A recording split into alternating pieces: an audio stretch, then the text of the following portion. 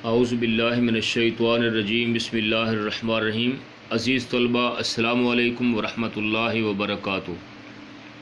آج ہم موضوعاتی مطالعہ کے سبق نمبر 5 جس کا عنوان ہے طہارت اور جسمانی صفائی، اس کا سوال نمبر 3 پڑھیں گے۔ تو چلیں شروع کرتے ہیں۔ سوال نمبر 3 ہے، غسل کا مسنون طریقہ کیا ہے؟ غسل کا مسنون طریقہ کیا ہے؟ عزیز طلبہ، یہ سوال بظاہر تو چھوٹا سا لگ رہا ہے، لیکن اس کو آپ نے مکمل تفصیل کے ساتھ بیان کرنا ہے اور یاد کرنا ہے ہیڈنگ کے ساتھ۔ تو تقریباً 7-8 ہیڈنگ میں نے سوال کے اندر بنا دی ہیں، تو ترتیب سے سنتے جائیے۔ اس کی فرسٹ ہیڈنگ ہے غسل کا مفہوم۔ غسل کے لفظی معنی دھونے کے ہیں، لیکن عام طور پر نہانے کے معنی میں بھی اس کو استعمال کیا جاتا ہے۔ صاف ستھرا رہنے کے لیے عام غسل کی بھی ترغیب دی گئی ہے کہ روزانہ کی بنیاد پہ انسان غسل کرے، نہائے، تاکہ وہ صاف ستھرا رہ سکے۔ لیکن اگر انسان جنابت کی حالت میں ہو، ناپاکی کی حالت میں ہو، تو اس پر نماز کے لیے مسجد میں جانے سے پہلے غسل کرنا ضروری ہے۔ اسی طرح اس حالت میں غسل کیے بغیر قرآن پاک کو چھونا بھی جائز نہیں ہے۔ قرآن پاک کو چھونا بھی جائز نہیں ہے۔ دوسری ہیڈنگ ہے غسل کا طریقہ۔ غسل سے پہلے استنجا کرنا اور جسم کو غلاظت سے، نجاست سے صاف کرنا ضروری ہے۔ پھر بسم اللہ شریف پڑھ کر غسل خانے میں داخل ہونا۔ پرانے زمانے میں واش روم ہوتے ہی نہیں تھے، اور اگر ہوتے بھی تھے تو غسل خانے کے الگ ہوتے تھے، غسل خانے سے علیحدہ ہوتے تھے۔ اب تو اٹیچ سارا سلسلہ ہو گیا۔ بہرحال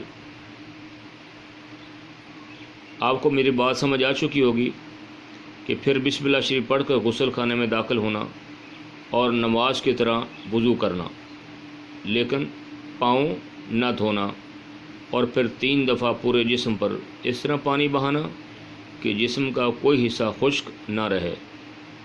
اس کے بعد پاؤں دھونا اور باہر آ کر وضو کے بعد پڑھی جانے والی دعائیں جو ہیں وہ پڑھنا۔ تیسری ہیڈنگ ہے آداب غسل، یعنی غسل کے آداب کیا ہیں؟ دوران غسل پانی اعتدال کے ساتھ استعمال کیا جائے، خواہ مخواہ پانی ضائع نہ کیا جائے، غسل خانے میں نہایا جائے، اور اگر غسل خانہ میسر نہ ہو تو کپڑا پہن کر مرد کے لیے نہانے کی اجازت ہے۔ البتہ عورت کے لیے ضروری ہے کہ پردے میں ہی نہائے۔ اس کے ساتھ ساتھ غسل کرتے وقت گنگنانے اور باتیں کرنے سے بھی منع کیا گیا ہے۔ چوتھی ہیڈنگ ہے فرائض غسل، یعنی غسل کے فرائض۔ غسل کے 3 فرائض ہیں۔ اس طرح کلی کرنا، نمبر 1 اس طرح کلی کرنا کہ پانی حلق تک پہنچے، یعنی بہت اچھے طریقے سے کلی کرنا، غرارہ کرنا۔ نمبر 2 ناک میں اس طرح پانی بہانا کہ ناک کی نرم ہڈی تک اندرونی حصہ مکمل طور پر تر ہو جائے۔ نمبر 3 پورے جسم پر اس طرح پانی بہانا کہ بال برابر یا ناخن برابر بھی کوئی جگہ خشک نہ رہے، مگر یہ عمل جو ہے وہ ایک بار کرنا فرض ہے، جبکہ 3 بار کرنا سنت ہے۔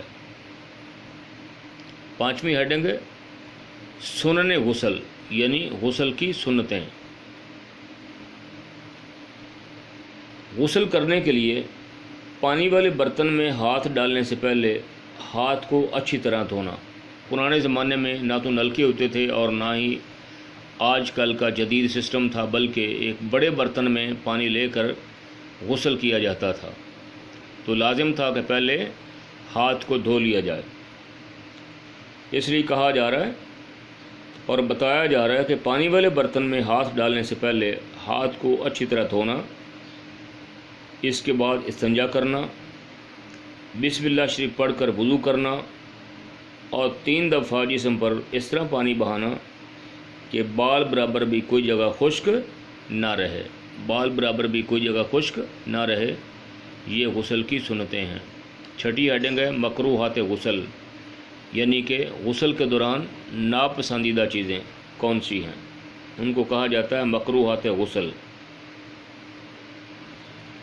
زیادہ پانی بہانا مکروہ ہے، ناپاک جگہ پر بیٹھ کر غسل کرنا بھی مکروہ ہے۔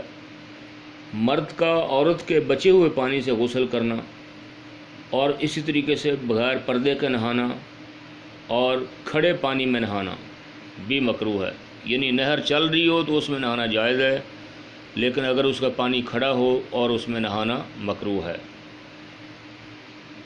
7ویں ہیڈنگ ہے غسل مسنون، یعنی کس کس موقع پر غسل کرنا سنت ہے، تو یہ بات آپ پہلے پڑھ بھی چکے ہیں کہ جمعہ کا دن غسل کرنا مسنون ہے، اسی طرح عیدین کے دن یعنی نماز عید الفطر اور نماز عید الاضحیٰ کے دن غسل کرنا سنت ہے۔ اور نمبر 3، حج و عمرہ کے لیے احرام باندھنے سے پہلے غسل کرنا بھی مسنون ہے۔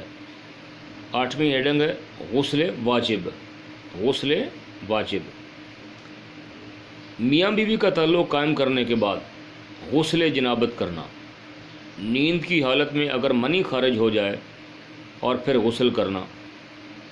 اسی طرح عورت کے ایام مخصوصہ جو ہر مہینے اس کو مخصوص دن آتے ہیں اور ان میں عورت کو خون آتا ہے، تو ان ایام مخصوصہ کا خون ختم ہونے پر اور اسی طرح نفاس کا خون، یعنی جب کسی کے ہاں ولادت ہوتی ہے بچے کی تو عورت کو خون آتا ہے، اس کو نفاس کا خون کہتے ہیں۔ تو ایام مخصوصہ ماہواری کا خون ختم ہونے پر اور اس طرح نفاس کا خون ختم ہونے پر بھی غسل کرنا کیا ہے، یہ واجب ہے، لازم ہے۔ اور اگر کوئی شخص مسلمان ہو جائے تو غیر مسلم کے اسلام قبول کرنے پر غسل کرنا بھی واجب ہے، غیر مسلم کے اسلام قبول کرنے پر غسل کرنا بھی واجب ہے۔ عزیز طلبہ، ان 8 ہیڈنگ کے ساتھ میں نے ساری وضاحت کر دی ہے، اس کو اچھے طریقے سے بار بار سنیں اور ذہن نشین کریں۔ وما علیہ الا البلاغ المبین۔